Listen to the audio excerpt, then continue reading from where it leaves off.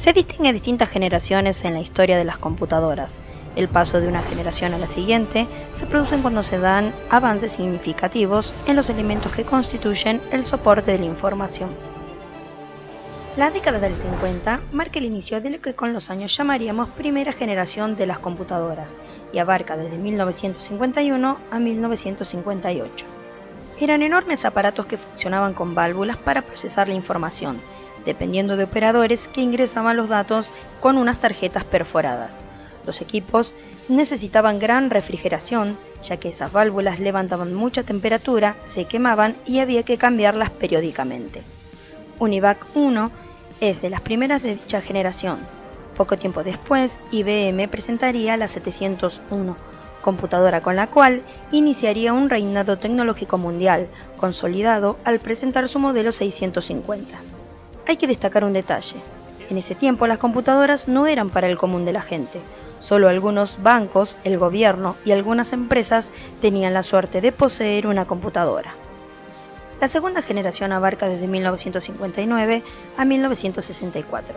Las computadoras funcionaban en base a transistores. Unos 7 años le llevó al transistor llegar a ser parte relevante de una computadora y cuando lo hizo cambió todo. Las computadoras se convirtieron en algo más pequeño, aún de grandes dimensiones, pero jamás del tamaño de una habitación como sucedía en la primera generación. Dejar atrás las viejas válvulas que levantaban tanto calor redujo algunas dificultades y apareció la IBM 1401. Estaba compuesta por un lector de tarjeta, una unidad de cinta, una consola, la CPU y la impresora. Con la llegada de esta máquina mejoran los lenguajes de programación, que hasta entonces eran apenas desarrollos limitados que requerían mucho conocimiento de hardware para utilizarlos. Es así como COBOL se transforma en el primer lenguaje fuerte. Se desarrollan muchos modelos de computadoras y aparecen nuevos nombres de empresas como NCR y el grupo Banch, principal competidor de IBM en la década del 60. La tercera generación abarca desde 1965 a 1971. Es la generación de los circuitos integrados, el chip, y surge cuando en el mercado aparecen unas pequeñas piezas electrónicas o pastillas de silicio dentro de las cuales era posible integrar miles de componentes electrónicos. Hay que destacar que el primer chip se inventa en 1958, pero recién, 6 años después, llega a la computadora generando esta revolución. Una de las primeras computadoras con chip fue la IBM 360. Hasta ese entonces no poseían monitores.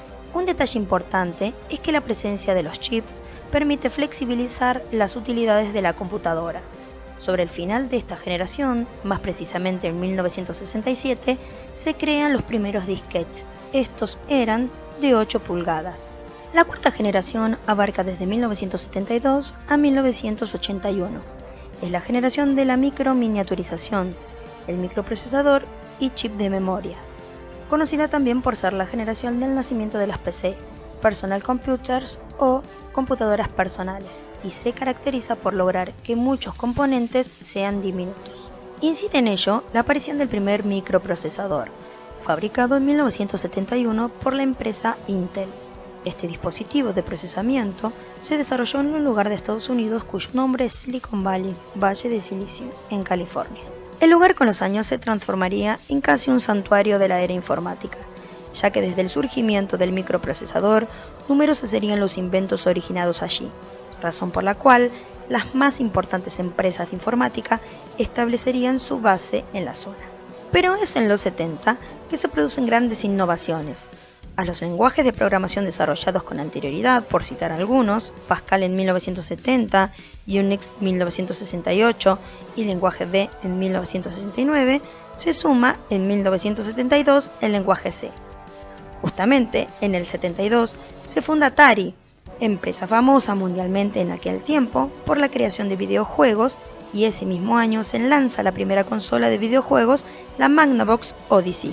Un año más tarde, la empresa Xerox crea la primera computadora de escritorio de interfase gráfica con mouse, la que es llamada Xerox Alto, desarrollo que no sería apoyado por el propio directorio de Xerox, pasando prácticamente desapercibido.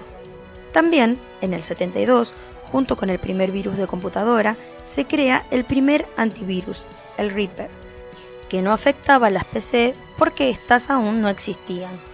En 1974 se conecta por primera vez dos redes diferentes a través de un cable, dando origen al término Ethernet, que hoy utilizamos para describir un tipo de conexión de red. En 1975, Bill Gates y Paul Allen fundan la empresa Microsoft. No es extraño que justamente en esta década estalle una gran revolución. Las computadoras dejan de ser objeto exclusivo de las empresas, bancos y organismos del gobierno y llegan a los hogares.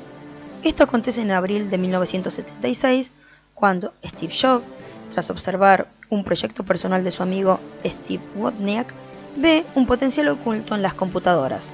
Juntos desarrollan la Apple I y la presentan en sociedad. Por ese entonces se fabrica solo en partes, con una carcasa de madera y con la intención de conectarlo a un aparato de televisión.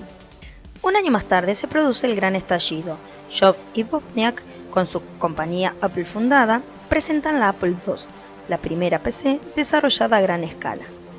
La década del 70 viene a ser además, en 1978, el primer procesador de texto, el WordStar, y en 1979 la primera hoja de cálculo, la VisiCalc. La cuarta generación es una generación rica en avances en software y en hardware.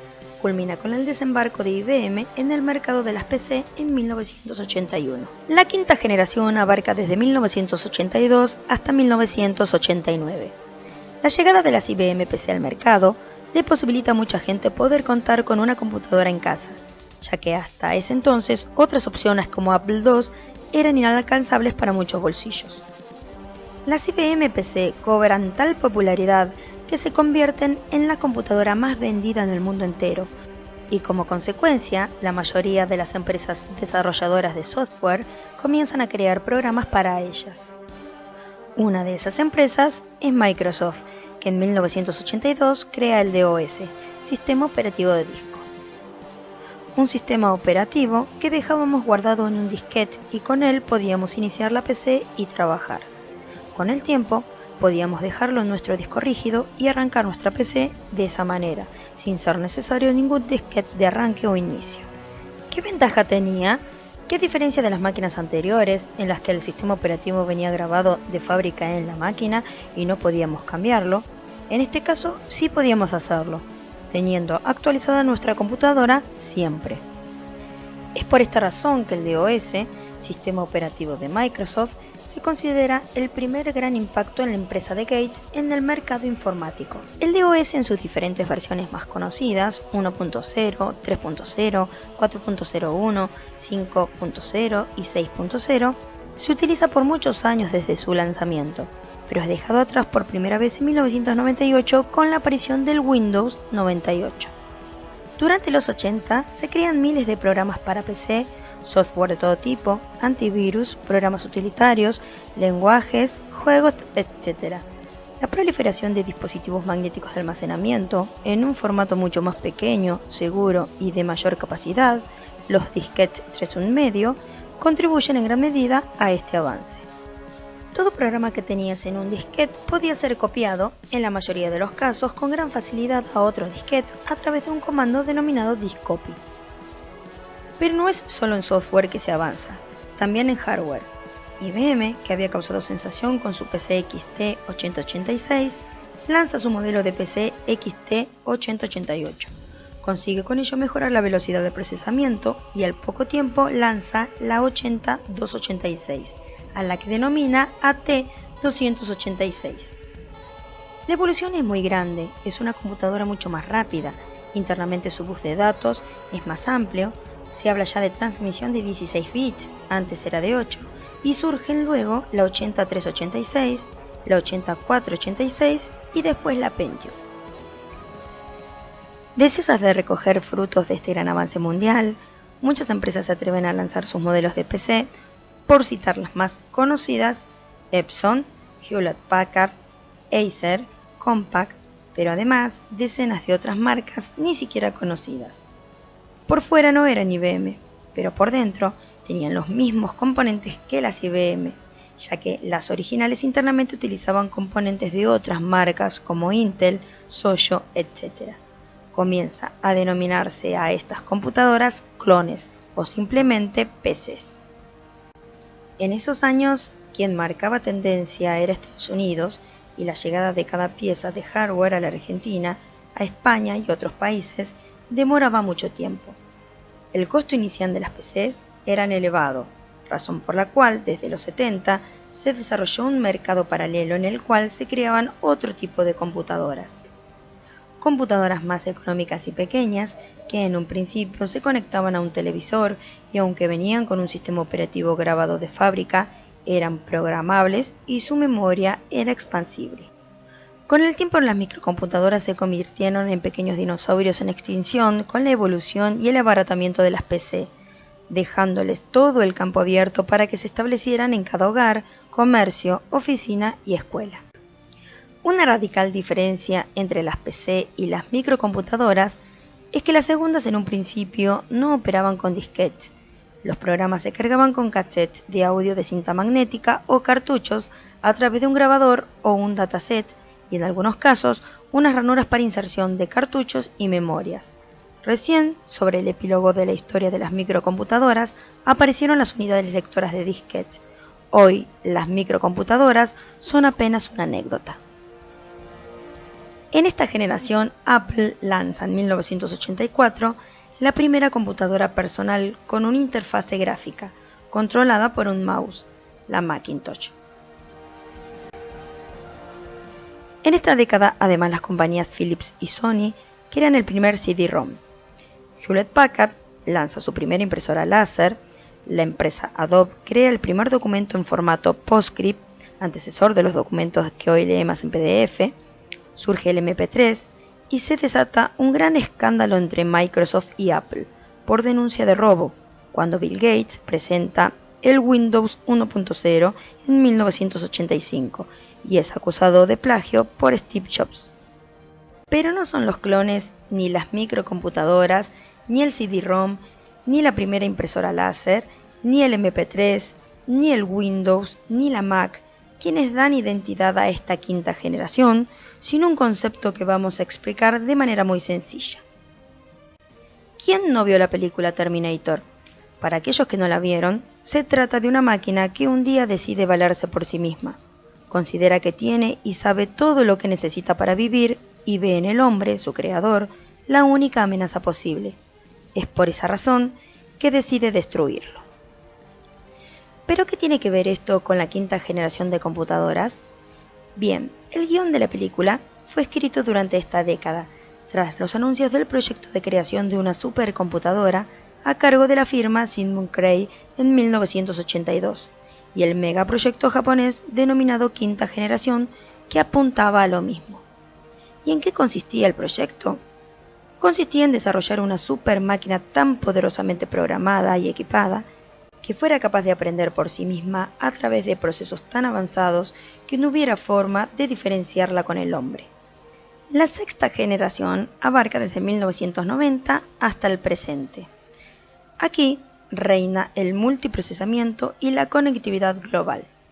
Aunque muchos expertos informáticos no logran ponerse de acuerdo en el año de inicio de esta generación, algunos dicen 1990, otros 1992, sí coinciden en los hechos que le dan origen.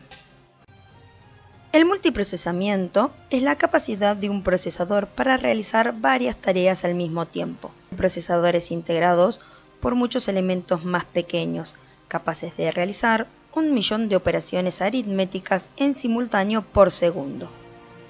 Y la conectividad global es poder estar conectado a cualquier parte del mundo. Hablamos también de disponer de tanta tecnología en hardware que hoy en día casi no son necesarios los cables para conectarnos en movilidad con el punto más distante del planeta. En velocidad ya casi no hay límites, en alcance tampoco. Para lograr esto, el hombre tuvo que avanzar mucho tecnológicamente y en este avance debió rediseñar en algunos casos completamente la arquitectura de lo que había desarrollado, sostenido por una tecnología cada vez más eficiente y veloz. Gran parte de esto comenzó en 1991 con el surgimiento de la World Wide Web, el servicio más utilizado de Internet. La posibilidad de comunicar algo a través de documentos de hipertexto, lo que hoy conocemos como páginas web, abrió las puertas a grandes avances que con el tiempo integrarían no solo a computadoras, sino también a dispositivos móviles como teléfonos celulares, tablets, notebooks, Smart TV y toda una gama de nuevos dispositivos que comenzarían a desarrollarse gracias a esta nueva forma de comunicación. Las redes de área mundial, Wide Area Network, seguirán creciendo desorbitadamente utilizando medios de comunicación a través de fibras ópticas y satélites, con anchos de banda impresionantes. En los últimos 20 años, las computadoras han evolucionado más que nunca a tal grado de tenerlas en nuestros bolsillos, teléfonos inteligentes y demás aparatos electrónicos. La robótica y la inteligencia artificial se han vuelto términos comunes. Muy probablemente, en los próximos años, podrán tener a la mano unos lentes con una pequeña computadora incluida, que posteriormente puede que se haga en forma de lente de contacto. Actualmente, muchos investigadores trabajan sobre computadoras que pueden pensar. El futuro se centra en las computadoras cuánticas.